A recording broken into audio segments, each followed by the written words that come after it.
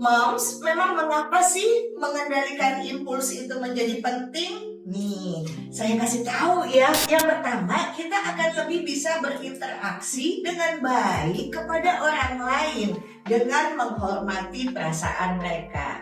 Selanjutnya adalah ketika kita bertindak secara impulsif, seringkali kita suka menyesali di kemudian hari. Suka kan moms kita merasa begini, aduh kenapa saya ngomong begitu ke dia? Ya harusnya saya nggak melakukan itu. Tuh kan, hanya karena dorongan emosi sesaat menjadi penyesalan di kemudian hari. Kita bisa loh menghindari penyesalan itu.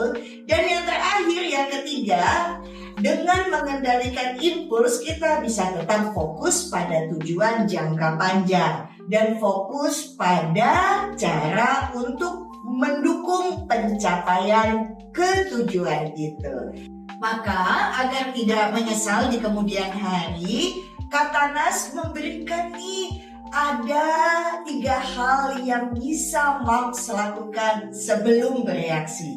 Yang pertama, kita mesti pengelolaan reaksi. Berpikir sebelum bertindak, berpikir sebelum bicara. Ketika emosi sedang membara, luangkan waktu untuk menarik nafas, tenangkan pikiran. Ini memberi kesempatan untuk kita merenung dan berhenti sejenak. Berpikir, perlu nggak ya saya mengatakan ini? Penting nggak ya untuk saya langsung bertindak?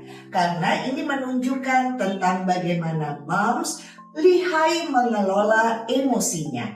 Yang kedua, pahami konsekuensi. Pikirkan tentang akibat apa yang mungkin terjadi ketika kita berkata impulsif atau bertindak yang akhirnya menyiram bensin di dalam api.